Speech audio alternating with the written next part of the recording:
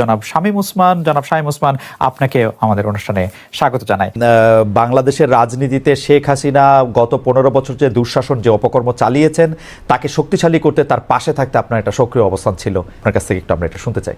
ভারতে পলাতক আছেন মাননীয় প্রধানমন্ত্রী শেখ হাসিনা, এবং আমি বিষয়টাকে আগের থেকে আজ করছিলাম যে এরকম কিছু একটা ঘটনা ঘটতে পারে। আমি এই কথা দিয়ে এটা প্রমাণ করতে চাই না যে ওনারা করেছেন দেখে আমাকে করতে হবে, এটা আমি বলতে চাই না। আমাকে দলের থেকে জানানো হয়, সরকার প্রধান থেকে প্রধানমন্ত্রী জানান যে আমার উপরে হামলা হবে। ইট ইজ ট্রু যে আমাকে দেশ ছেড়ে যেতে হয়েছে, এবং আমি যে দেশ ছেড়ে গেছি সেটা জাতির পিতার কন্যা মাননীয় প্রধানমন্ত্রীর একবার না কয়েকবারের নির্দেশের পরিপ্রেক্ষিতে। আমি আমাদের সজীব ওদের জয় একটা ফেসবুকে এই যে আমেরিকা গত 2 দিন আগে একটা স্ট্যাটাস দিয়েছেন, 3-4 দিন আগে, অধ্যাপক ইউনূস শান্তির জন্য নোবেল পুরস্কার দেওয়া হয়, যাদেরকে আমরা শ্রদ্ধা করি এবং সারা জীবন করব। ট্রু যে এই এরা অনেক ভালো কাজ করেছে, এবং আমি নিজেও চাই যে ভোটের অধিকার হোক। আমি কোনো ধরনের হত্যাকাণ্ডকে আমি সমর্থন করি না, এবং করা উচিত না, তাহলে আমি মানুষ হিসেবেই গণ্য হব না। আমরা কি শুধু নেগেটিভ কথা বলবো, পজিটিভ কথা বলবো না? 800 কোটি মানুষও যদি চায় একজন মৃত মানুষকে জাগিয়ে তুলবে, তা তো জাগিয়ে তুলতে পারবে না, তাই না? তো একজন মানুষকে আমি গুম করে দিব, খুন করে দিব, এই বিষয়টাকে আমি একজন মানুষ হিসাবে, আমি যদি মৃত্যু হয়ে যায় আমার, আমি কোনোদিন এটাকে সাপোর্ট করব না। এবং অতীতে কে কি করেছে সেই জন্য আমাকে একই পথে চলতে হবে, আমি সেটাকেও মনে করি না।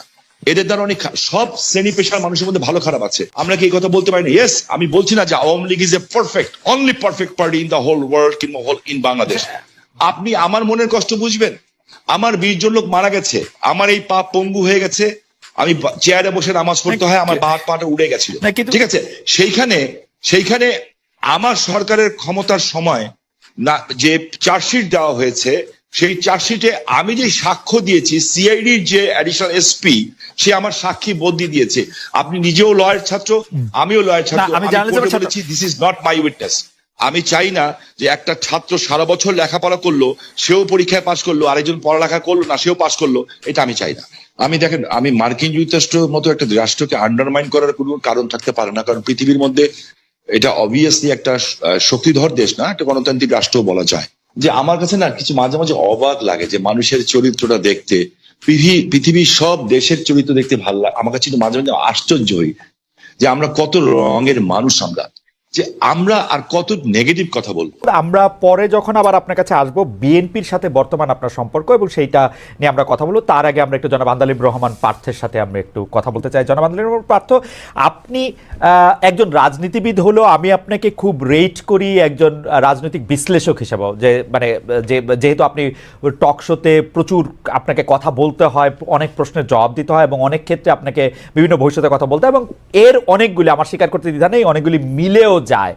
আমি এই জন্য আপনাকে একটু ফরওয়ার্ড লুকিং প্রশ্ন করতে চাই যে গত কয়েক বছর ধরে জনাব তারেক রহমানই আসলে বিএনপির হাল ধরে আছেন। বেগম খালেদা জিয়া চিকিৎসার জন্য লন্ডন গেলেন, শেখ হাসিনা জনরোষে বাংলাদেশ থেকে বিতাড়িত। রাজনীতির এই পরিবর্তনটা আপনি আসলে কিভাবে দেখছেন? নতুন নেতৃত্বে নতুন রাজনীতির সূচনা কি হতে চলেছে? বিশেষ করে 90-এর পর যদি আমরা আওয়ামী লীগ ও বিএনপির শাসনকাল যদি বিশ্লেষণ করি, সরকারে বা ক্ষমতায় এলে মানে এটা একটা এই প্রশ্ন বারবার হচ্ছে যে তারা যে গণতান্ত্রিক থাকবেন, কর্তৃত্ববাদী হবেন না, সেরকম কি মনে হচ্ছে? মানে এই নেতৃত্বে যারা আছেন, এটা তো অবশ্যই ঠিক, জনাব তারেক রহমানই আসলে 20-22 বছর ধরে অন্ততপক্ষে দলের ডেপুটির হালটি ধরে আছেন, কিন্তু মানে এই নেতৃত্বের ক্ষেত্রে কি কোনো পরিবর্তন আসছে? ব্যক্তি মানুষ না, আদর্শের, দৃষ্টিভঙ্গির আপনি কিভাবে দেখছেন? একটু আপনাকে ধন্যবাদ খালেদ, আপনি তো অনেক ওয়াইড একটা প্রশ্ন করেছেন আমাকে। আমি একটু ব্যাকগ্রাউন্ডে যাব। দেখুন, আপনি সমষ্টিগতভাবে যদি বাংলাদেশের রাজনীতির অবস্থা দেখেন, গত 17 বছরে যে একটা ভীতির সংস্কার, ভীতির একটা সংস্কৃতি আমাদের রাজনীতিতে ছিল, যার কারণে 17 বছর কিংবা 20 বছরে ভালো মানুষগুলি রাজনীতি থেকে দূরে সরে যায়। এই কারণে অফকোর্স একটা ভ্যাকুয়াম সৃষ্টি হয় রাজনীতিতে, কারণ 17 বছর আপনি জানেন যে কোনো রাজনীতি করতে গেলেই একটা গুম খুনের একটা ধারণা ছিল, বা মানুষ রাজনীতিবিদদের উপরে কেন জানি বলবো না, মানুষের যথেষ্ট রিজন ছিল রাজনীতিবিদদের থেকে দূরে সরে যাওয়া। এবং বলে না যে জোকাররা যখন পার্লামেন্টে যায় তখন জোকাররা মেম্বার অফ পার্লামেন্ট হয় না, পার্লামেন্টটা সার্কাস হয়ে যায়। গত 3টা বছর, তিনটা টার্ম অনেকটা এরকমই একটা অবস্থান ছিল।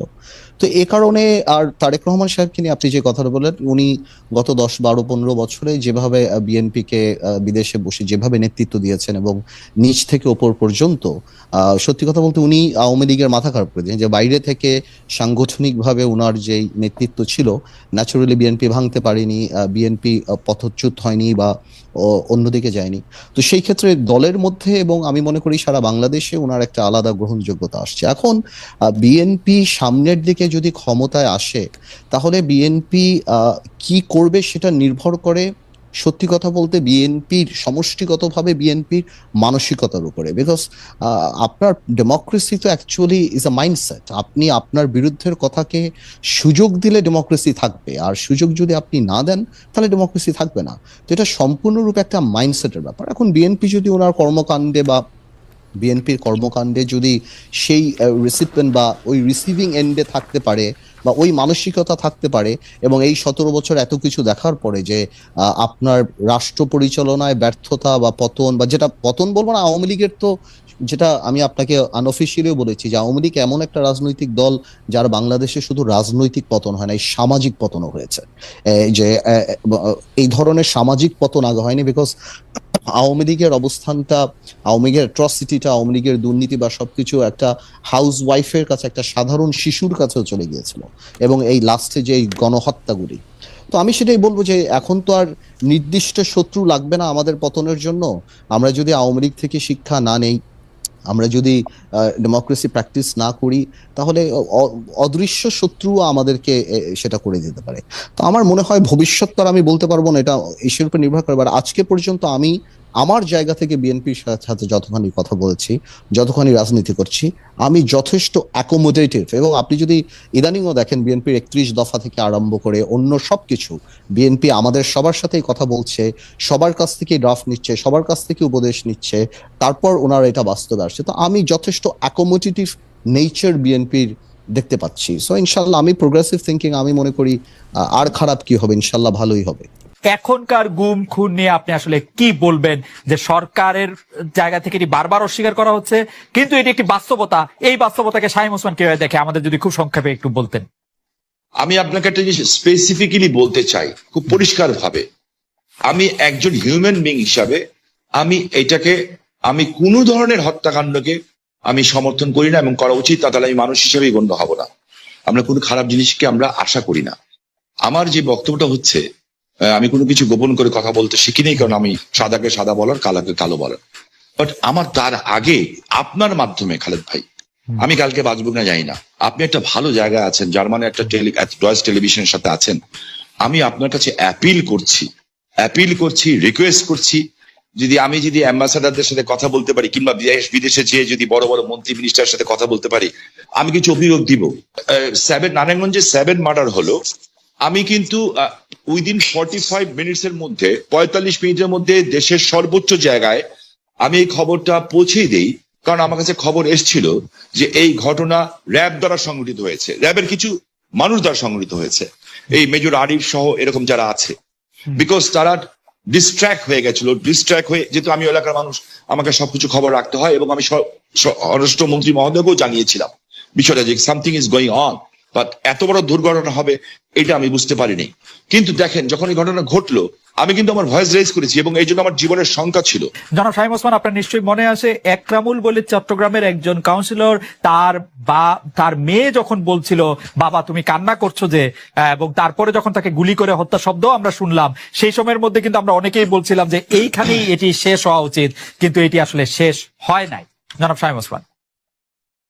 জি, আমি আপনার সাথে 100% একমত। একজন মানুষকে আমি গুম করে দিব, খুন করে দিব, এই বিষয়টাকে আমি একজন মানুষ হিসাবে, আমি যদি মৃত্যু হয়ে যায় আমার, আমি কোনোদিন এটাকে সাপোর্ট করব না। এটার চেয়েও বড় সত্য হচ্ছে, এত বড় বড় উচ্চ পদস্থধারীরা এখনো কিন্তু জেলখানায় আছেন। যেমন বিএনপির নেতা সালাউদ্দিন সাহেব, ওনাকে গুম করা হয়েছে, খুন করা হয়েছে বলা হলো, ঠিক আছে। তো বিএনপি নেতা সালাউদ্দিন সাহেবকে তো পাওয়া গেল ভারতে। আমার চোখের সামনে যখন নারায়ণগঞ্জে একটা পরিবার আগুন দিয়ে বাসে পুড়িয়ে মেরে ফেলা হলো, আমার চোখের সামনে নারায়ণগঞ্জের যাত্রাবাড়িতে বাসে শুয়েছিল ড্রাইভার আর কন্ট্রাক্টর, তাকে আগুন দিয়ে পুড়িয়ে মারে হলো, ওস্তাদকে মাথা দিয়ে যে কন্ট্রাক্টর পুড়িয়ে মারলো, 85 জন মানুষকে পুড়িয়ে ছাই করে দেওয়া হলো, এটার নাম রাজনীতি? আর তাদের বিচার হলো না কেন? যারা আগুন সন্ত্রাস করলো এই দেশে, যারা পুলিশকে পুড়িয়ে মারলো, সাংবাদিককে পুড়িয়ে মারলো, কিন্তু- জজ করে বোম মারলো এবং বিভিন্ন স্কুল সেন্টার কিন্তু উড়িয়ে শামীম দিল। ভাই, শামীম ভাই, আমি এই সরকারের কাছে প্রশ্ন রাখতে চাই,